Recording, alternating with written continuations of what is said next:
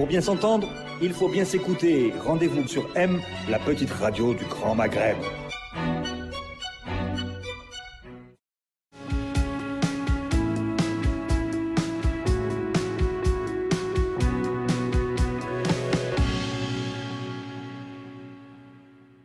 Mesdames, Mesdemoiselles, Messieurs, bonsoir. Salam alaikum, marhaba bikoum. C'est Accès Libre sur Radio M et Radio M Post. Vous pouvez suivre nos programmes sur Facebook en live, mais également sur le site de Radio M Post, la page YouTube de Radio M et d'autres supports comme Twitter, Instagram. Nous avons le plaisir d'accueillir ce lundi 3 février 2020 Maître Khaled Bourayou, un avocat qui n'est plus à présenter.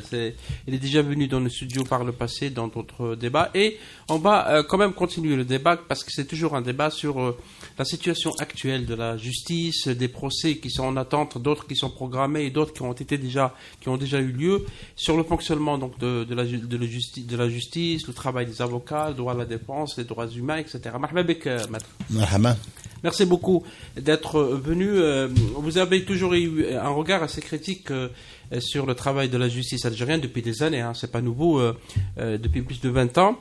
Mais aujourd'hui, vous paraissez un peu, je vous ai entendu dans vos déclarations récentes, assez inquiet sur le fonctionnement de la justice algérienne aujourd'hui. Pourquoi, Maître Bourayou ?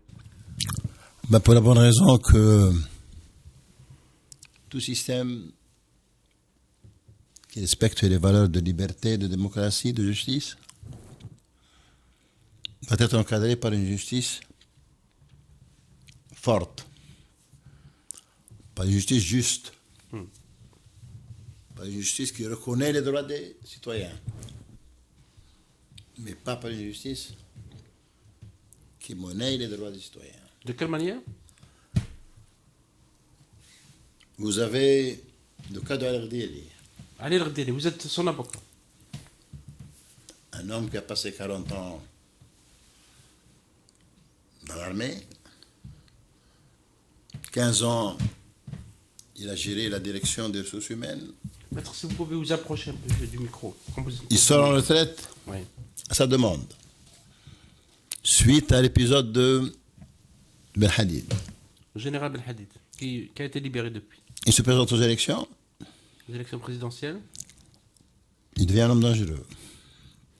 Un homme dangereux pour qui, Maître Bourayou ? Pour le système. Pourquoi il serait dangereux ? Parce qu'on n'accepte pas qu'un militaire puisse se livrer à un défi électoral, alors que les militaires, ceux qui imposent le défi électoral, ceux qui imposent le choix des hommes,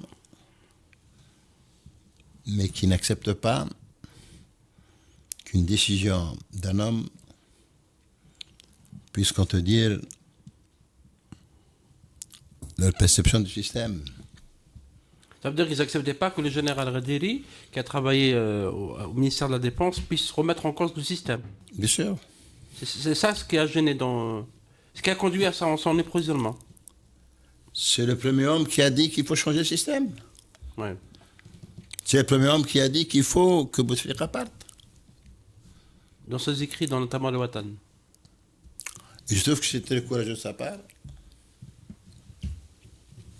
Mais l'inculper, le mettre dans une problématique judiciaire, comme quoi il a livré des informations à des puissances étrangères. Il est poursuivi pour atteinte au moral de l'armée aussi. Pour atteinte au moral en tant que complice. En tant que complice. Avec grave ça. Un général qui est complice d'un homme qui en 2004 a falsifié ses documents d'identité. C'est qui cet homme ? Un certain Gassimi. Il est en prison ? Oui, qui devient Gassem. Qui a un parti, qui préside un parti et devient une personnalité dans l'échiquier national ayant un grand rapport dans le mouvement des institutions. Est-ce qu'il avait Gassmi ou Gassem a connu M. Urderi. Comment il a connu? Oui. Il a appelé M. Urderi, il lui a dit je peux vous soutenir et je peux vous ramener des signatures, notamment dans l'Est. L'Est algérien. Urderi l'a vu 3 ou 4 fois. Pas seul. Pas seul. Il était avec qui? Il était avec des amis à lui, des conseillers. Il l'aurait vu à El Moujahid, dans le colloque sur la Révolution. Il Journal Moujahid. y avait comment il s'appelle Zerhoni. Il connaît Taleb? Zerhouni, l'ancien ministre. Oui. Ils étaient présents. Vous savez, chez nous, c'était facile de voir des personnalités. Et depuis juin, Juin 2019. à ce jour, il est en détention provisoire. Ça fait presque 7 mois. Plus. Quand on est poursuivi pour une infraction criminelle, et on demande à quelqu'un, vous pouvez sortir, bénéficier de la liberté provisoire. On lui a demandé cela. Hein. Oui, Il a refusé. cela veut dire qu'il y a un non-lieu. Ouais.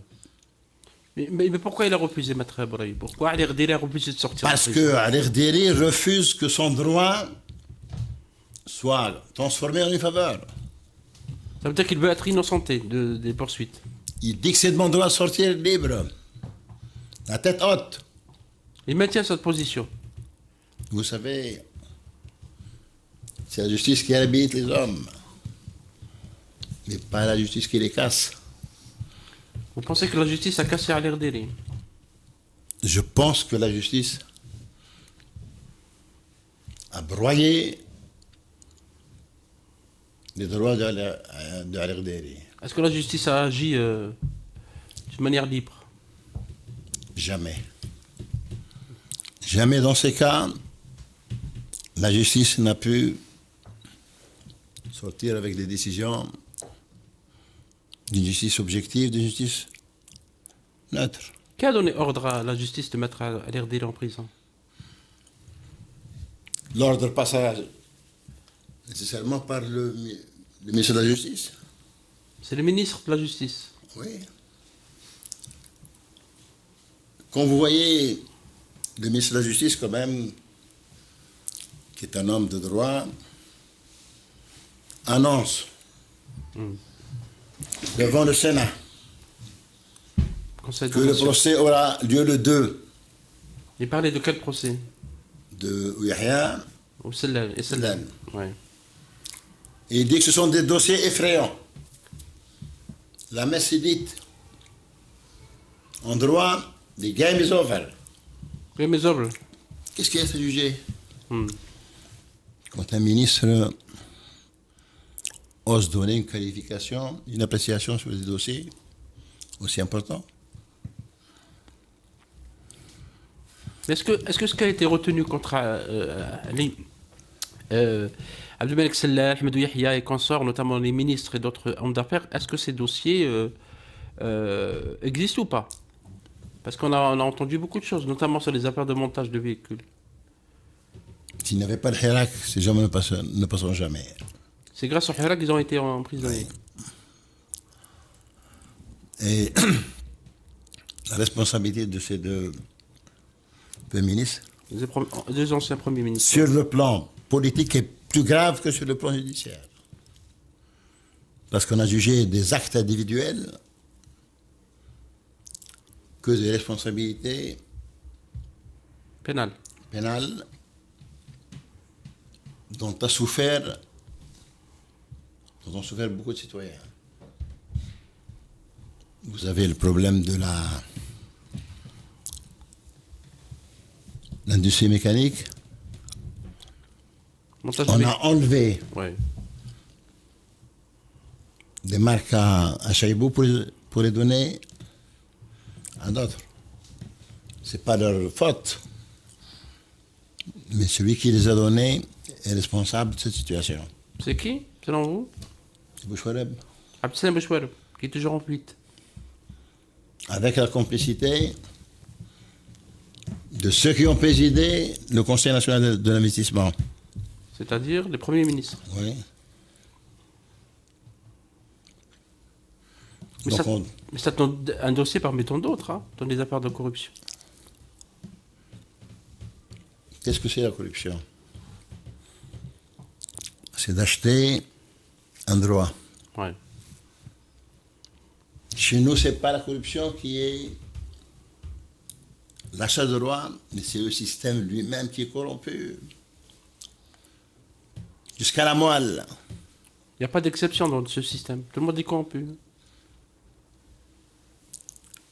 Tout le monde est corrompu quand on voit la corruption passer, quand on voit que l'acquisition d'un droit se fait par la corruption et par l'achat du droit du citoyen à l'administration.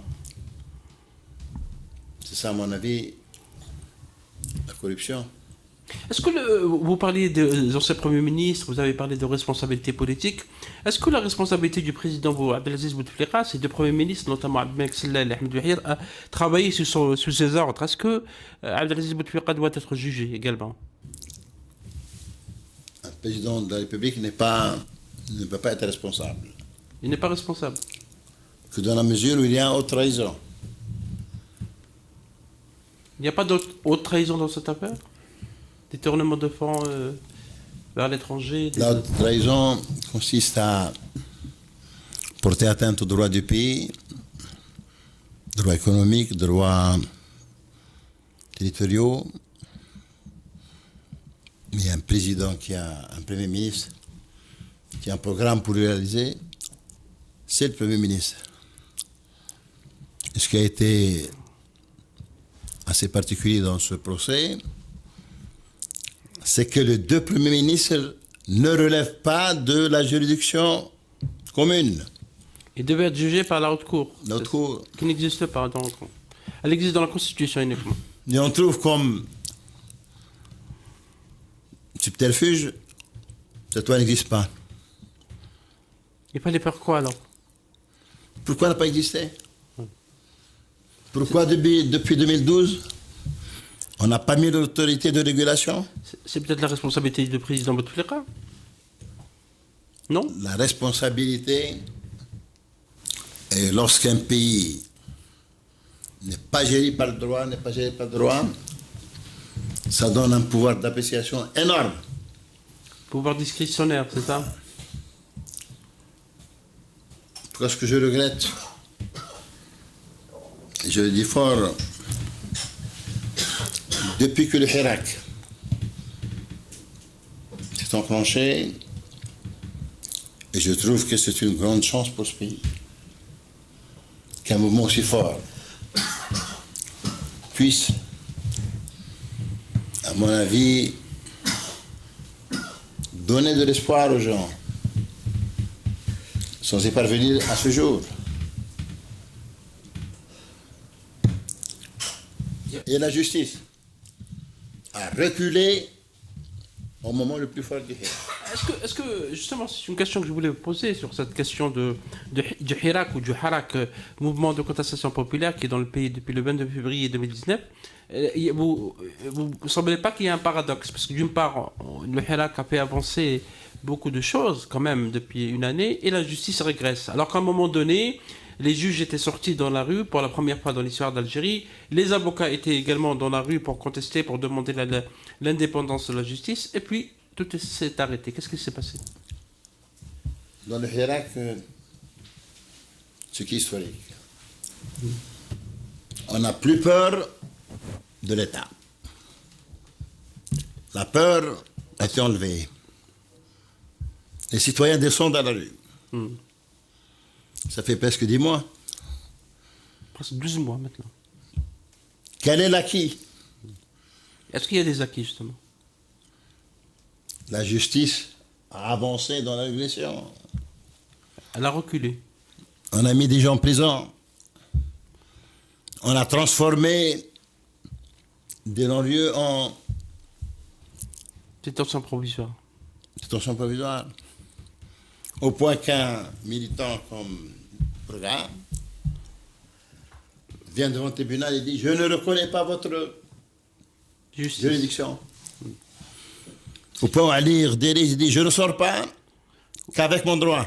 Vous pensez que c'est une atteinte à la crédibilité de la justice? C'est la justice qui s'est menée à cette situation. Rappelez-vous, vous êtes jeune, il y a quelques années, quand on voit quelqu'un convoqué par la justice, c'est l'effroi, c'est la peur. Parce que la justice avait un pouvoir total. Alors qu'aujourd'hui, nous attendons à ce que la justice redécouvre ses vertus, que la représentativité de la justice soit reconnue, que le Conseil supérieur de la magistrature soit dirigé par le président du Conseil de la Cour suprême, et pourquoi pas deux conseils supérieurs de la magistrature où la magistrature debout et la magistrature assise obéissent à deux systèmes de nomination, d'appréciation. Est-ce que c'est pas la responsabilité de parler de la justice, de sa qualité, de son pouvoir? Est-ce que ce n'est pas la responsabilité des juges également? Parce que le juge de siège est supposé être indépendant. L'indépendance de la justice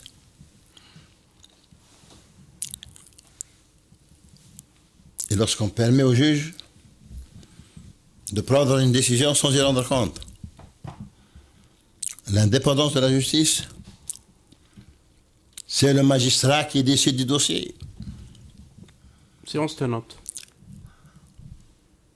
La dépendance de la justice, c'est que le ministre n'interfère pas dans les affaires de la justice. C'est ça, à mon avis, l'indépendance de la justice. Mais qu'est-ce qui empêche les juges de refuser? Même si un ministre vous dit interfère, qu'est-ce qui empêche le juge de dire non et de le dire publiquement? Rien ne l'empêche théoriquement. En 1997, je crois, Chouki a été mis en prison. Chouki Amari. Ouais. À chaque fois, le juge trouve un moyen pour renvoyer l'affaire. Je vais voir, je lui dis, monsieur le juge, qu'est-ce qu'il y a dans cette affaire? Pourquoi vous ne la jugez pas? Qu'est-ce qu'il vous a dit?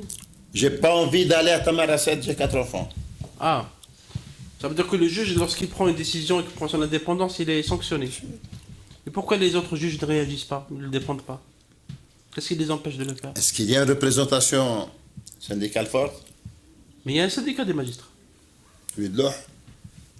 Pas actuellement, c'est pas ça. On a aidé, que la presse a aidé. Taïeb Louh, qui est l'ancien ministre qui est actuellement en prison. Que j'étais derrière toute l'aide qu'il a pu avoir. Taïeb Louh, Oui. vous l'avez aidé? Il a terminé par envoyer un questionnaire à Bourayou À vous-même, oui. pour avoir pris en charge un dossier à Béchar. Quel dossier? Un dossier très grave. Il vous a envoyé un questionnaire. On a tiré sur quelqu'un. Il était sur la table d'opération à minuit. Dans le rapport Qu'est-ce qu'on a écrit? qu'on lui a tiré dessus à 1h du matin. Et qu'il était censé être en garde à vue durant 9 jours, alors qu'il était à l'hôpital. Et quand j'ai soulevé ces violations qui font qu'un dossier a été fabriqué, le juge m'a interdit de continuer. Le juge de Béchar ou d'Alger? Le président du tribunal criminel. De Béchar. Qui a tiré sur le monsieur? Qui a tiré sur le monsieur que vous défendez? L'armée. L'armée. Le militaire. Oui. Alors que il devrait relever de la gendarmerie. Et ce qui est aberrant, première phrase, إن الدرك الوطني تسلم بموجب وصل السيد عبد المجيد بن عبيد. L'affaire Ben Abid, ouais. C'était en quelle année? 2018. 2018. Elle n'est pas jugée à ce jour. L'affaire n'a pas été encore été jugée. Donc vous voyez dans quel état la justice elle est. Est-ce que Taïeb Louh, ancien ministre de la Justice, garde des Sceaux, a contribué justement à ligoter davantage la justice? Ou est-ce que c'était avant lui? Là, Taïeb Louh a été un ministre du système. Un ministre du système. N'a pas été autre chose que ça. Je reviens maître Bourayou à l'affaire Deri. Est-ce que Deri, est-ce qu'il y a vous avez une idée sur son procès? Est-ce qu'il y aura un procès? Il n'y aura pas de procès? L'affaire d'Orderi est arrivée maintenant à sa phase finale. D'instruction. C'est le juge qui doit prendre une ordonnance qui s'appelle إرسال المستندات للسيد النائب العام. On parle des documents au procureur général. Dans ce document, Oui. le juge va dire est-ce qu'il y a des faits contre Deri? Il n'y en a pas. Il peut prononcer Bien sûr. une relaxe. S'il ne trouve aucun élément accablant, Le programme, il n'y a pas de procès. Deri doit bénéficier d'un non-lieu. Et c'est son droit le plus absolu. Vous pensez qu'on va aller vers ça, vers le non-lieu ou pas? Que la justice Pas ce travail. fasse son travail. Il ne fait pas de rancune. Il y a une rancune dans l'affaire Deri. Bien sûr. Rancune de la part de qui? Un homme qui ose dire je ne sors pas, n'a plaisir qu'avec mon droit. Mais c'est une grande révolution. C'est un défi à la justice. Ça ne peut pas être un défi à la justice parce que la justice n'est pas la justice.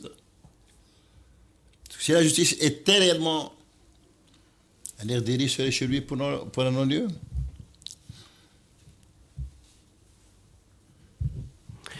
Maître Bourayou, je viens à une autre affaire, parce que vous êtes avocat également. C'est l'affaire qui a été jugée par le tribunal militaire de Blida.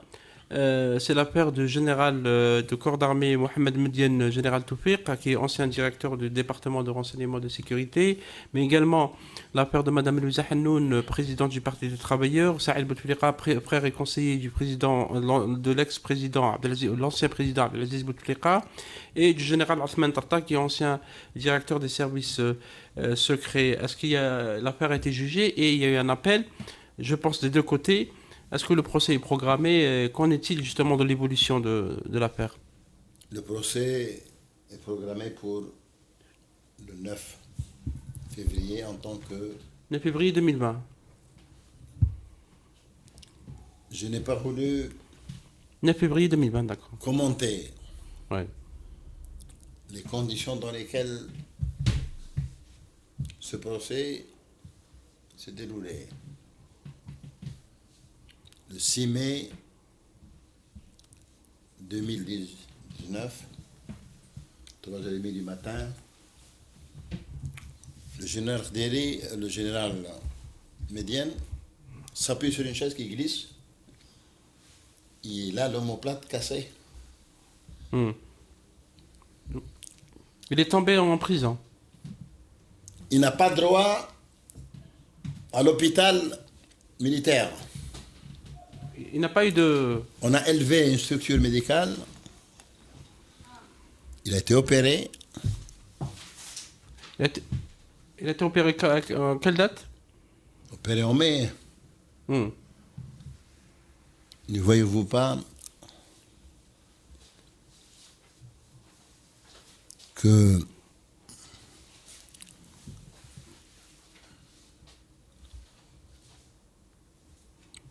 Medienne voit son bras atteint par la sténose, Et il n'avait plus pratiquement d'os.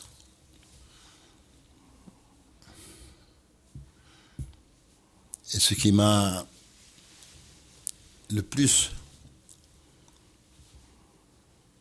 touché, c'est que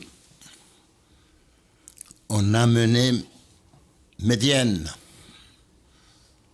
autant que Saïd Bouteflika, avec des effets vestimentaires de prisonniers. Vous imaginez, quelles que soient les fautes de l'un ou de l'autre, je ne suis pas là pour les accabler, mais pour les défendre. J'ai trouvé que c'était anormal que le jour même du procès, le tribunal fut repeint. Le tribunal était repeint le jour du procès.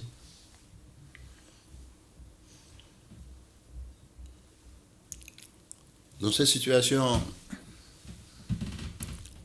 où un homme comme Tawfiq, quoi que l'on dise, était un homme,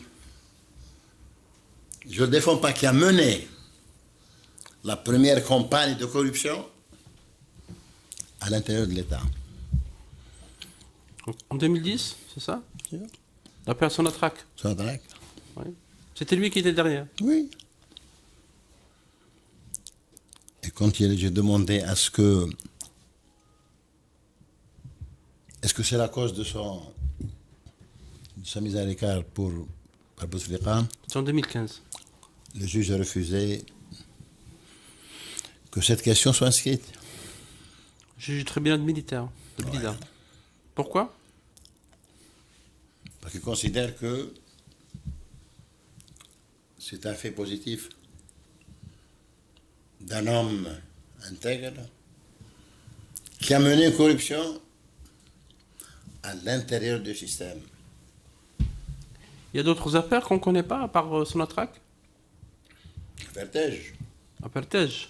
le général Tej, l'affaire du général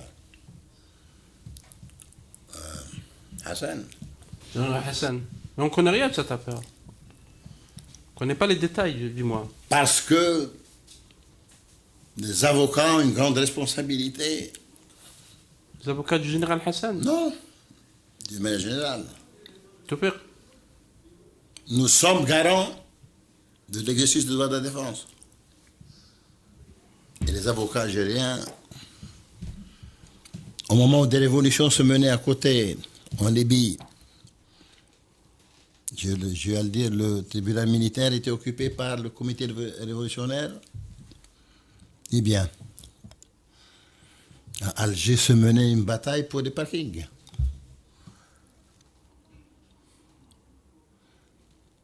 Voici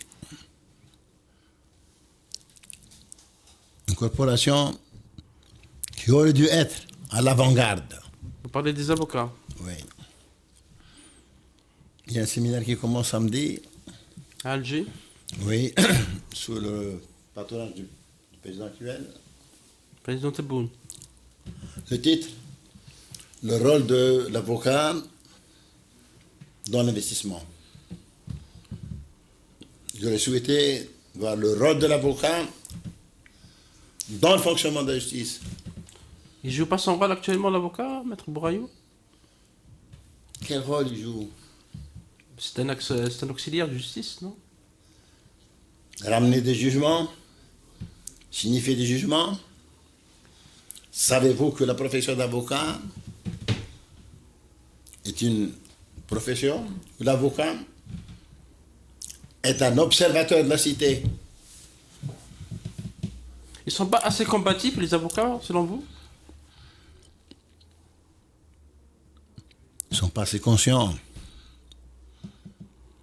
Ils ne sont pas assez conscients de la force qu'ils ont, les avocats. Pourquoi? Par peur, par crainte de représailles, par... Parce que le système a, à mon avis, a poussé les avocats dans ce rôle. Vous Et- pouvez défendre votre clients, mais vous ne devez pas parler de politique. Ah, les avocats sont pour vous dépolitisés. Ou se sont Je me éloignés. rappelle d'un procès, Ouais. il y avait dilemme. Allez, dilemme, caricaturiste. C'est un procès qui a été engagé par la campagne du ministère de la Défense. Je me rappelle la caricature, c'était une urne dans laquelle il y avait le nom Tawfiq. C'était en quelle année déjà? En 2003. 2003. Ouais. Vous savez ce que lui dit le procureur? تتكلم مع سيدك. Il parlait de Topper. À un moment donné, Topper était présenté comme le dieu de l'Algérie. C'était pas le cas? Écoutez, le dieu de l'Algérie, ça doit être les institutions, pas les hommes. Et je peux vous assurer, heureusement qu'il y a un dieu. Sinon, cette Algérie regorgerait de plusieurs centaines de dieux. Maître Bourrier, je reviens à l'affaire du général Topper, Saïd Bouteflika et autres. Qu'en est-il du fond de l'affaire? Parce que l'affaire, il est question d'atteinte à la sûreté de l'État, la sécurité de l'État, mais également à l'armée. Qu'est-ce qui s'est passé dans cette réunion qui aurait eu lieu en mars 2019 et qui aurait regroupé... C'est pas une réunion. C'est pas une réunion. Donnez-nous des explications, justement. C'était quoi? C'était une invitation de Saïd Une invitation de Saïd Bouteflika. de rencontrer Médiane Ouais. dans un lieu public. Quel lieu? C'était quoi? C'est une villa officielle. Et Médiane a refusé parce qu'il y avait Tartaï. Le général Topper ne voulait pas participer à la réunion. Donc il y avait à ce moment-là un élément important du complot qui n'existe pas. Il n'y a pas un accord. Il n'y a pas eu d'accord. Et puis on a invité le Zahanoun. Du Parti des travailleurs. Ils ont évalué la situation, Le général Topper n'a pas assisté. assisté. A assisté. Et pourquoi il ne voulait pas venir? Et il ne voulait pas venir, puis il est venu. Non. Le général Tawfiq assisté, il a dit je n'assisterai pas s'il y a Général Tartag. Tartaï. Et Tartag est venu ou pas? Pas vrai. Il n'est pas venu. Et on a dit la situation est telle qu'il faut une personnalité de consensus qui peut sauver le pays d'une errance. On ne sait pas. On a dit qu'on va proposer Zerouane, Général Zerouane, ouais. L'ancien président. qui dans une première étape serait chef de gouvernement. Et après la démission de Bouteflika, qui devait intervenir dans quelques jours, il redeviendrait chef de l'État et on fera à ce moment-là une nouvelle période de transition. Il a eu plusieurs entretiens téléphoniques avec Tawfiq. Le général Zerouane a parlé avec le général Topper. Zerouane était emballé. Il était d'accord. Qu'est-ce qu'il avait dit, Zerouane? Puis il s'est rétracté, il a dit non. Il a dit oui, puis il s'est rétracté. Il m'appelle, le procureur a dit oui, Zerouane s'est rétracté. Il a vu que c'était une mission criminelle. Le fait de se rassembler, de se réunir. Oui. J'ai répondu à ce moment-là, monsieur le procureur. Je lui ai dit, imaginez que Tawfiq, que Zerouane ait accepté. Il serait l'un des éléments du complot. Et sa place serait ici. Le procureur vous a répondu?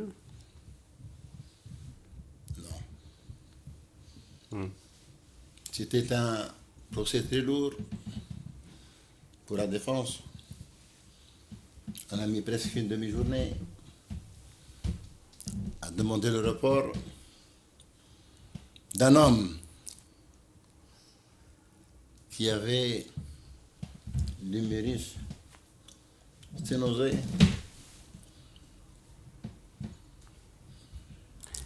Maître Khaled Bourayou, vous avez parlé de Général Tarta qui n'était pas dans la réunion. Pourquoi donc il est dans cette affaire?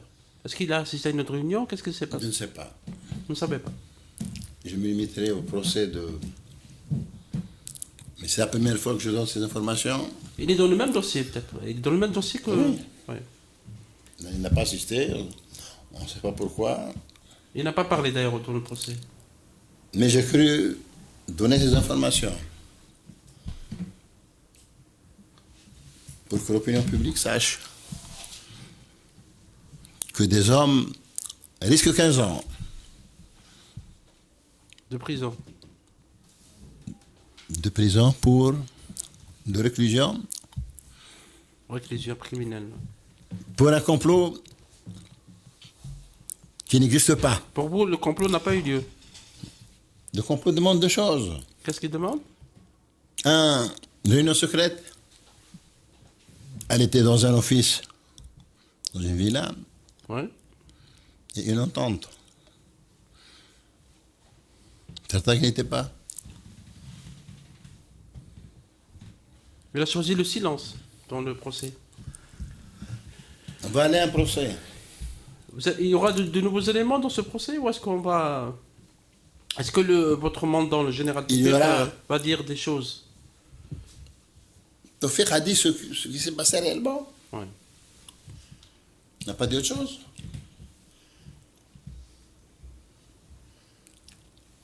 Le général Tupper a accepté de venir à la demande de Saïd Bouteflika. Oui.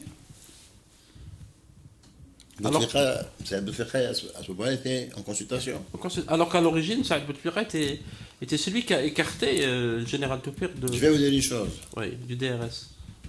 Moi-même, j'ai été consulté Par par Saïd Bouteflika le 7 mars. Il vous a appelé? Oui, j'étais à Béchar.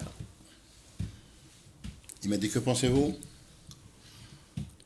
Je lui ai dit, le président de la République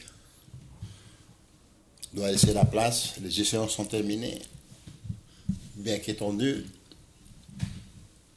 Il faut aujourd'hui l'alternance. Et j'avais proposé deux choses. Une conférence constituante qui ne s'abaisserait pas à mettre, à citer un ministre de la Défense. Et un gouvernement d'union nationale. Et quelle a été sa réponse? Il a hésité, puis en m'accompagnant, il m'a dit, Maître Bourayou, ça ne me dérangerait pas de me faire un projet de discours. Un projet de discours. Ouais. Il vous a proposé d'écrire un discours. Je lui ai dit, ça sera un discours gaulien. J'ai commencé le discours. J'ai entendu la voix du peuple. J'en ai tiré Les conclusions. les conclusions. Je menais plusieurs réformes dans ce pays.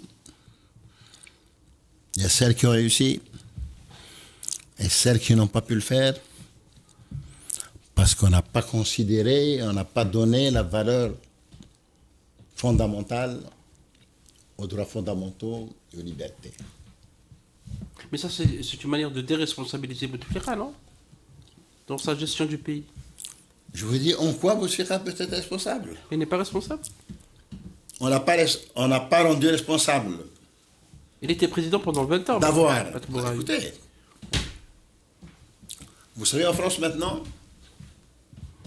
le président de la République peut être poursuivi pour haute trahison s'il s'évertue à remettre en cause les principes fondamentaux de la Constitution. Et les principes fondamentaux de la Constitution sont les droits fondamentaux et les libertés. Le président Bouteflika a perturbé le travail des institutions, M. Maître Bourayou, non? Isolement du Parlement, limitation du pouvoir du Premier ministre, opacité totale dans la gestion des affaires de corruption, etc. Est-ce que c'est une gestion Pourquoi parfaite? voulez-vous que Bouteflika change de système? Il a renforcé le système, selon vous? C'est le système qui l'a rendu président de la République. Justement, c'est quoi le système alors? C'est un système qui était prédateur de liberté. Et ceux qui sont nommés par l'armée sont considérés comme les mêmes mauvais. Le système, c'est l'armée?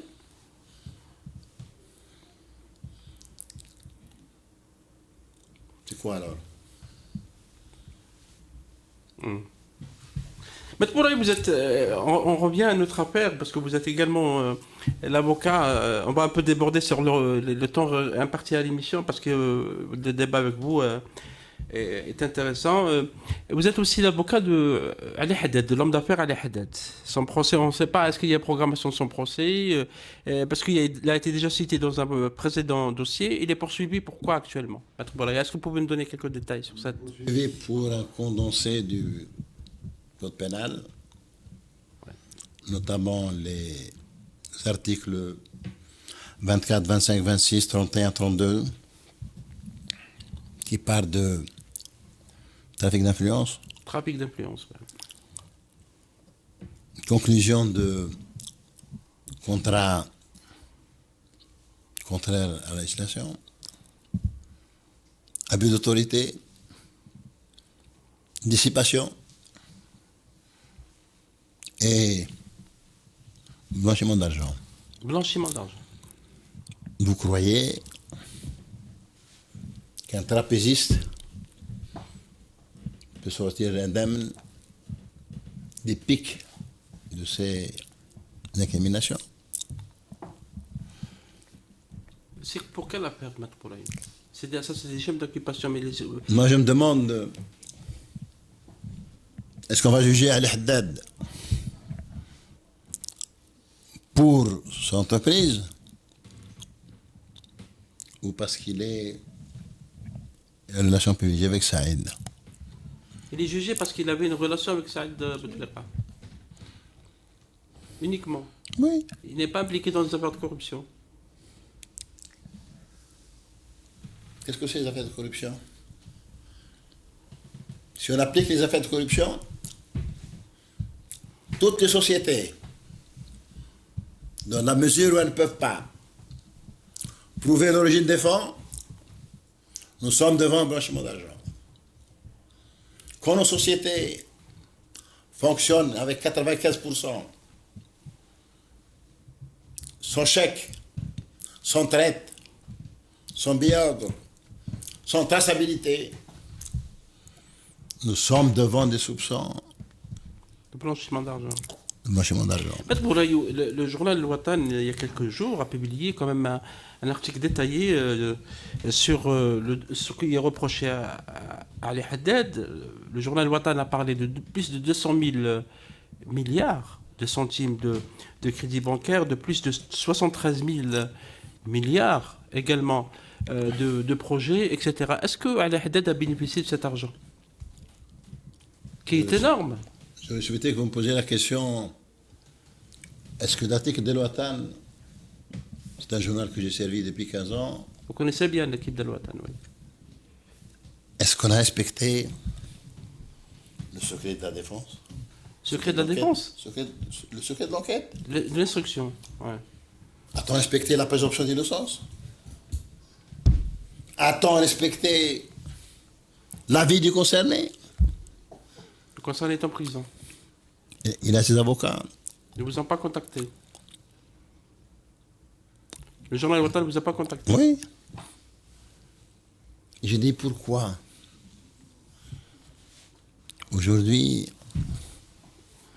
on règle des comptes. Vous savez que plusieurs entreprises, on a mis en prison leurs propriétaires et on les a fait conduire par des administrateurs. Une catégorie juridique qui ne se trouve pas dans les dans le code de commerce. Vous parlez des administrateurs qui ont été nommés pour gérer les entreprises d'hommes d'affaires en prison actuellement. Dans Ali Haddad. Eh ben, Mahidine Tahkout aussi. les administrateurs ont foutu un micmac Comment? De quelle manière? par des dépenses. Ils gèrent mal? Bien sûr. L'entreprise de Haddad est mal gérée actuellement? Ils ont aggravé la situation. Parce qu'on sait que même que les journalistes, notamment de DRTV, n'ont pas perçu leur salaire depuis 8 mois. Pourquoi voulez-vous que Haddad soit coupable? Il n'est pas coupable. C'est au juge de prouver. Moi, je le défends. Ali Haddad a réalisé aujourd'hui une entreprise des plus importantes dans le pays. Elle a réalisé des infrastructures très importantes. Il a des créances de l'État, mais lui-même possède des créances sur l'État. Pourquoi on n'en a pas parlé? Combien? De combien? Vous évaluez à combien? Je n'ai pas le chiffre exact, mais des créances énormes. Est-ce qu'Ali Haddad va rembourser les crédits qu'il a pris? Les crédits bancaires? Si vous prouvez qu'un crédit a été détourné, je suis avec vous. Mais si vous prouvez que la mise en œuvre d'un crédit nécessite l'accord de l'État, nécessite ce qu'on appelle les avis de commencement de travaux, ne le fait pas, l'État ne le fait pas. Est-ce que nous avons aujourd'hui une administration capable d'encadrer les entreprises? Une administration capable d'encadrer un système financier? C'est tout ça que le juge doit chercher avant de pouvoir condamner des chefs d'entreprise qui sont en prison. Et pourquoi on les a mis en prison? Parce que selon les affaires qui sont pendantes en justice, notamment, Ali Haddad aurait bénéficié de relations privilégiées, vous l'avez évoqué, avec Saïd Bouteflika, pour obtenir de la commande publique des projets. Est-ce que cela est vrai ou pas? Reste à prouver. C'est pas vrai? Reste à prouver. Il n'a pas eu de projet d'une manière privilégiée. Il a eu certainement des projets où on a favorisé une entreprise nationale sur une entreprise étrangère. Vous savez combien Ali Haddad a? Près de 15 000 ou 17 000 travailleurs, sinon plus. Actuellement. Et on s'est foutu de ces milliers de travailleurs pour bloquer l'entreprise. Est-ce que là, il n'y a pas la responsabilité de l'État? Mais il est dit que Saïd Bouteflika, conseiller du président, c'était l'homme qui avait le pouvoir réel, selon du moins ceux qui ont évoqué la question dans l'opposition, a privilégié beaucoup d'hommes d'affaires, dont Ali Haddad, pour avoir au détriment d'autres, notamment l'homme d'affaires Saad Al-Brab, qui a été en prison, qui a été libéré, qui lui-même s'est plaint du système, en écartant des hommes d'affaires qui n'étaient pas donc dans le cercle du pouvoir. Est-ce que cela est vrai ou pas? Est-ce que c'est une réalité de ces 20 dernières années? Dès lors que on n'administre pas l'injustice, dès lors qu'on ne veut pas que le secteur privé ait une place plus importante dans l'économie, dès lors que le secteur public est une vache à traire et qui n'est pas soumis au contrôle de l'État, Le secteur public? certaines entreprises, certains secteurs, parce que il y a derrière des gens qui ont tiré des bénéfices énormes. C'est qui? Je ne peux pas vous le dire. Comment vous expliquer qu'en Algérie, dans la masse salariale dépasse probablement le 1/3 du chiffre d'affaires est maintenu. Est-ce que ça répond à des critères économiques? C'est un pavillon national. Il représente le transporteur public. Beaucoup d'entreprises, vous diront les économistes, notamment dans le transport public, souffrent de difficultés financières. Et selon vous, pourquoi? Pourquoi l'Algérie est dans cette situation? Le secteur public sert des intérêts sans critiquer l'Algérie. Vous savez que les avions partent toujours avec 5-6 places vides. Ça, tout le monde le sait. Pourquoi d'après vous? Pourquoi? Parce qu'un avion peut être retardé par l'arrivée d'un ministre. Il y a des privilèges en Algérie?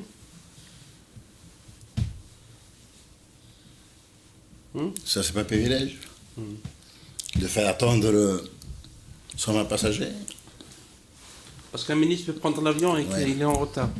Maître Bourayo, est-ce qu'il y a une idée sur la programmation du procès à Ali Haddad? Est-ce que vous avez une idée sur... Oh, ça va se faire au mois de mai, juin. mai-juin? Et Mais donc, l'important, c'est pas la programmation d'un dossier. C'est la convection d'un dossier objectif, où le juge doit interroger à charge et à décharge. Et d'ici là, de cette place, je laisse mes félicitations au jeune juge qui dirige la chambre 5, tribunal d'Alger. un jeune d'une probité honorable. Et je le remercie d'ici. Parce qu'il a bien mené le dossier, quoi. Il accorde au droit de la défense son rôle. Il met à la disposition du droit de la défense ses moyens de travail. C'est tout ce que nous voulons. Avant de terminer, Maître Bourayo, je voulais revenir sur l'affaire Khalifa. C'est vrai que vous allez me dire que c'est un peu ancien. Vous étiez dans cette affaire. Il y a toujours un dossier qui n'a toujours pas été jugé dans l'affaire Khalifa. Parce que l'affaire Khalifa, il y avait un premier dossier, un deuxième dossier. Et le deuxième dossier, depuis 2007, il me semble, ça fait 12 ans, qui n'a toujours pas été programmé. Est-ce que vous savez que l'affaire Khalifa est un faux? C'est un faux. Vous savez qu'il y a un faux? Expliquez-nous. Hein? Les amis connus voudraient bien savoir c'est quoi ce faux.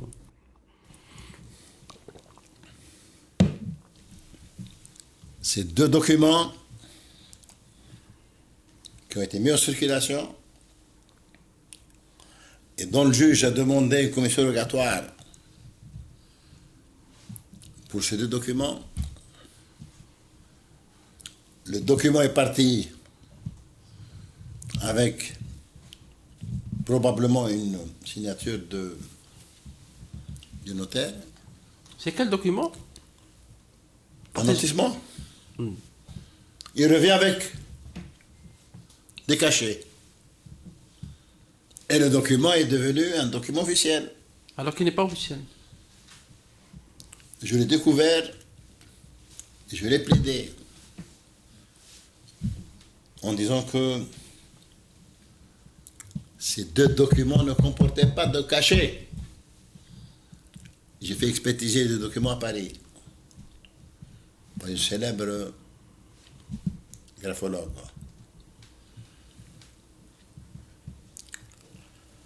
Et quand j'ai plaidé cette affaire,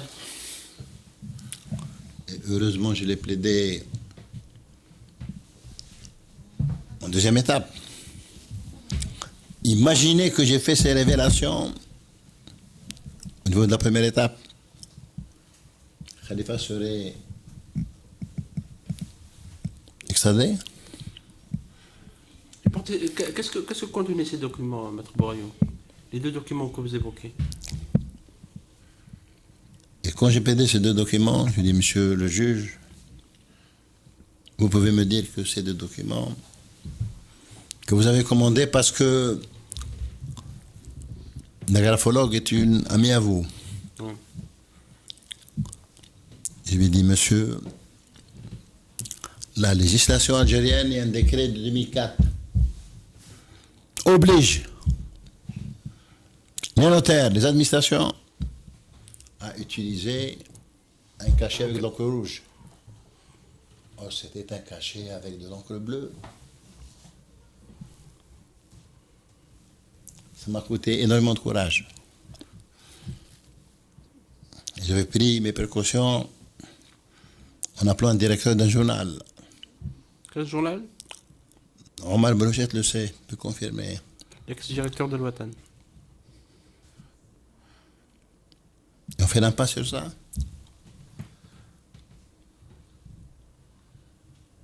Les documents contenaient quoi, Maître Boraillon? Un nantissement. Un lotissement. Mais est-ce que Khalifa est coupable? Khalifa est coupable d'avoir mis un système bancaire où les taux d'intérêt dépassaient largement les Khalifa Bank. capacités financières de... Oui, Khalifa Bank. Mais ce qui est grave dans Khalifa Bank, Oui. c'est la soumission des hommes politiques à cet homme. Pourquoi ils se sont soumis à lui? Ils avaient reçu des ordres, ils étaient sous pression. Hein? Rappelez-vous du procès Kamel Boucher. Kamel Boucher, qui n'a pas encore été programmé, tu vois. Et qu'est-ce qu'on a trouvé? L'affaire de la cocaïne. Si c'est de cocaïne, 700 kilos. Pas l'affaire de cocaïne uniquement. L'autre affaire d'immobilier. Qu'est-ce qu'on a trouvé? Vous imaginez une chose? J'ai suivi ce dossier. Kamel Boucher. C'est un prêt de la banque à Badr qui a été donné à un jeune promoteur qui avait déjà pris 600 mètres carrés dans le nord de ma cité. À Alger. Et puis il prend les 3000 mètres carrés. C'est des espaces verts appartenant aux résidents. Le dossier disparaît de 2006, il réapparaît en 2011. Au niveau du tribunal. Oui. Il était au tribunal d'Alger, il passe au tribunal de Mandraïs. Vous savez pourquoi? Pour que l'évaluation foncière ne change pas. Il a pu obtenir un terrain de 3000 mètres carrés pour 21 milliards. Pire encore, il a constitué une société le 9 mai 2011. Le 7 juillet, il obtient par adjudication privée, confidentielle, il n'y avait que lui et les associés, il obtient le terrain. Mais il était protégé par qui, Kamel Chéri, Maître Boraillon? D'où il tenait tout ce pouvoir? Je peux vous dire qu'il protège le droit, mais je ne peux pas vous dire qu'il protège les faits. Oui. Allez-y. Vous savez, le soir, les grues étaient accompagnées par les policiers. Au niveau de la cité que vous avez pris. Et on a su après qu'à la construction de chaque grue, il donnait 50 millions. Lui-même donnait 50 millions. Ma question est toujours d'où il tient tout ce pouvoir? Je vais vous dire une chose. Ouais. J'ai donné à Radio M en novembre 2014. 2014, ouais. Il fait une demande d'extension de chantier. Il a fait le 26 novembre. Le promoteur reçoit l'accord le 27. En l'espace de 24 heures, il a une décision d'expansion sur un parking qu'il a détruit 2 fois.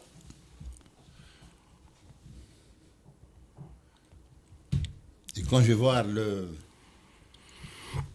Wali, délégué, il était entouré de Vous les délégués de quel Belmondaise. Belmondraïs, ouais. Il était entouré de la sécurité militaire, de la police, de la gendarmerie. À l'intérieur du bureau? Oui. Je lui ai dit, monsieur, c'est une réunion citoyenne ou c'est une réunion... Imaginez qui assistait. Ouais. Kamel Boucher a assisté à cette réunion. Il était présent. Oui. Mais d'où il tenait cette puissance? Toujours ma question, je n'ai pas encore de réponse de votre part. Je vais vous dire une chose. Savez-vous que des milliardaires et des milliards se sont constitués à partir des enchères publiques? Ouais. Et vous savez l'anecdote comment il a été piégé? Pas piégé. Il tournait beaucoup autour de la salle des enchères publiques. Et un procureur qui aurait dû être félicité, c'est le jeune procureur de Belmondaise, qui s'est dit, mais ce monsieur, Il sort d'où? il fréquente beaucoup. Il a fait son rapport. Le procureur. Ouais. Et c'est comme ça qu'il a été piégé. Il s'est fait piéger. Donc, pour terminer, c'est l'État algérien qui a fait des riches. C'est l'État, pas le pouvoir. C'est pas le travail des Algériens qui en a fait.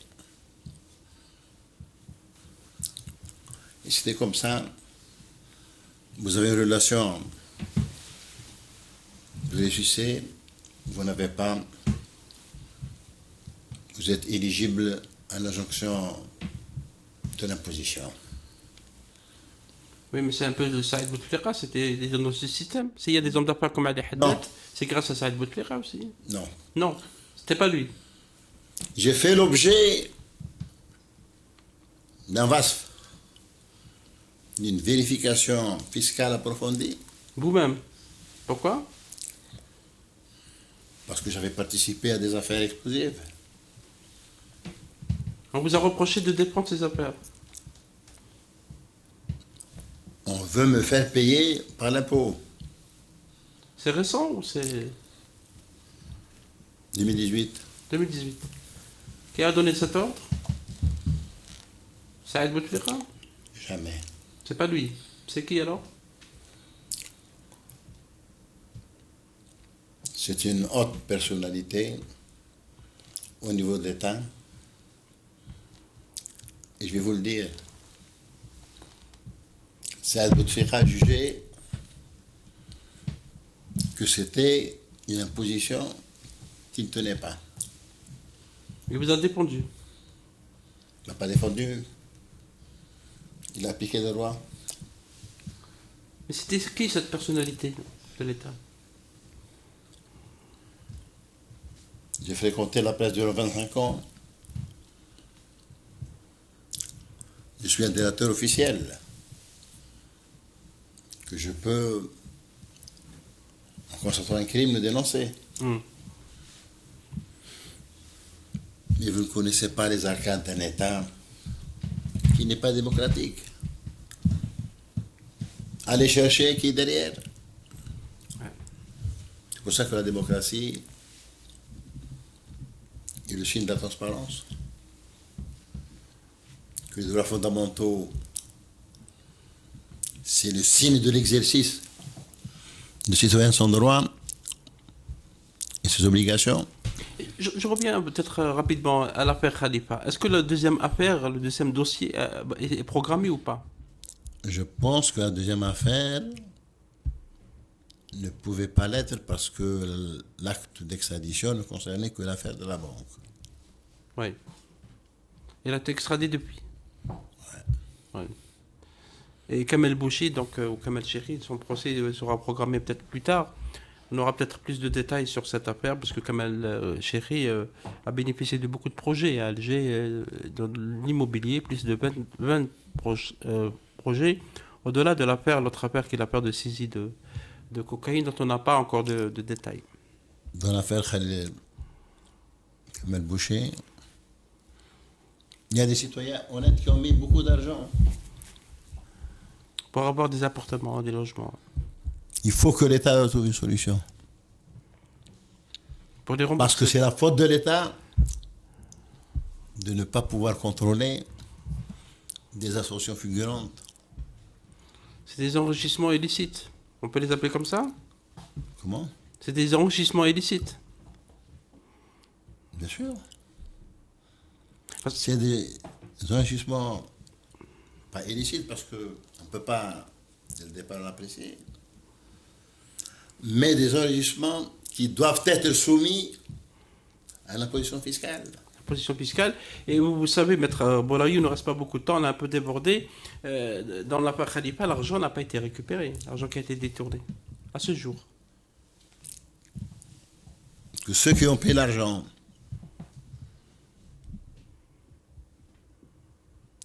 ils n'ont pas remboursé. Ils sont passés ministres. Vous pensez à qui? Vous voulez qu'on vienne en prison maintenant?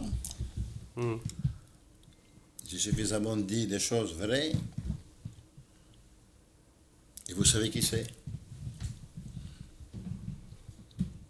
On reviendra sûrement dans le futur sur ces affaires, parce qu'il y a toujours des ondes d'ombre. L'affaire Khalifa, les autres affaires. Est-ce que vous avez demandé, une dernière question, est-ce que vous allez demander la présence de la presse lors du procès de Général Toufir, Saad Bouteflika, Louis Hanoun et Général Tartag au tribunal militaire de Blida le 9 février prochain? Parce que dans le procès, le premier procès, la presse a été éloignée. Est-ce que le procès de Toufir est un procès à huis clos? Dans un premier temps, il était à huis clos. Pourquoi?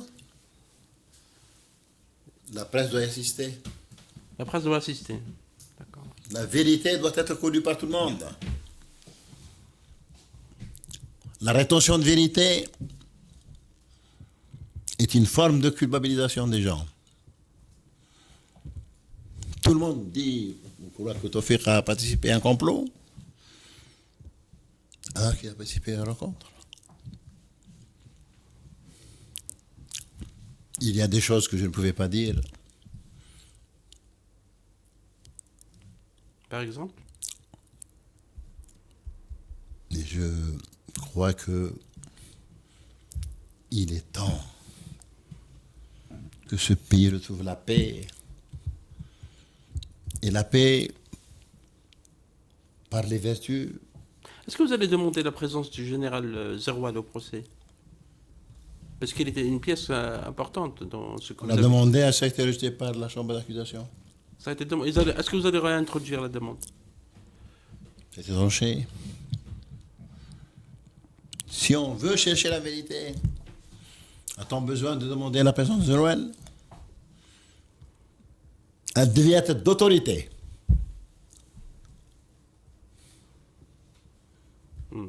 Écoutez, tout ce qu'il a dit,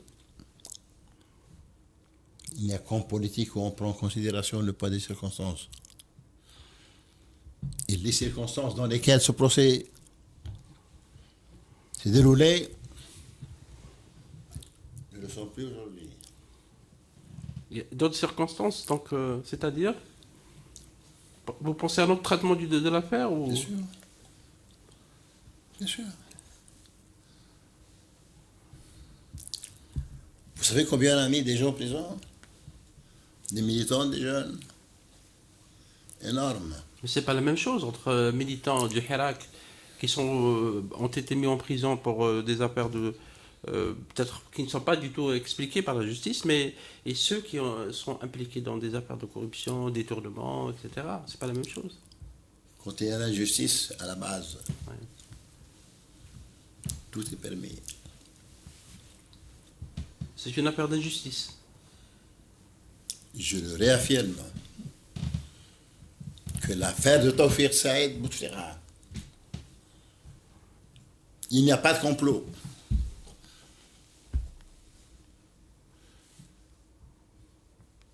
Il n'y a pas de complot.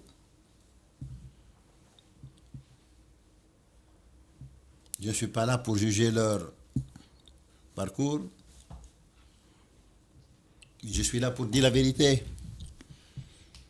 Qu'on me prouve qu'il y a un complot.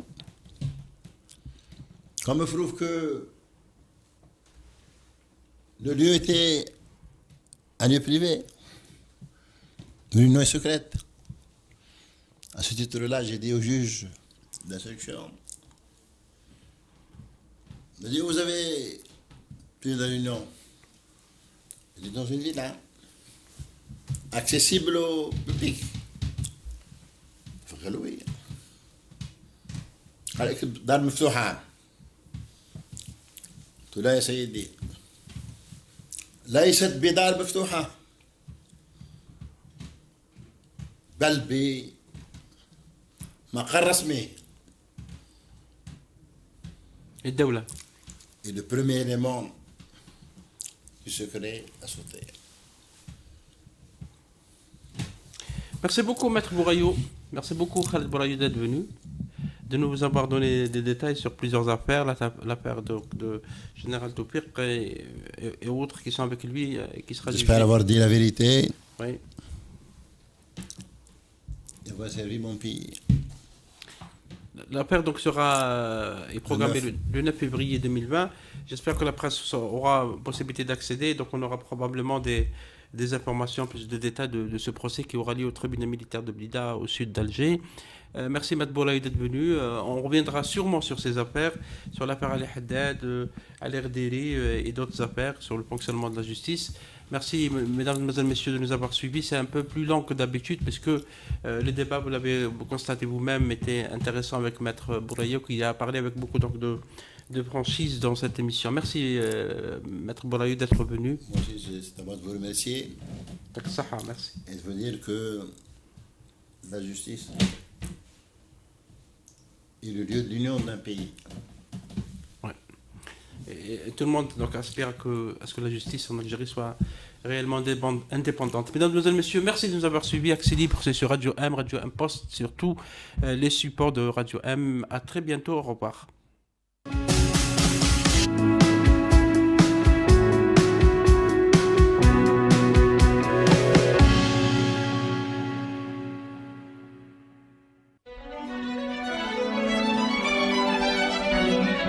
Pour bien s'entendre, il faut bien s'écouter. Rendez-vous sur M, la petite radio du Grand Maghreb.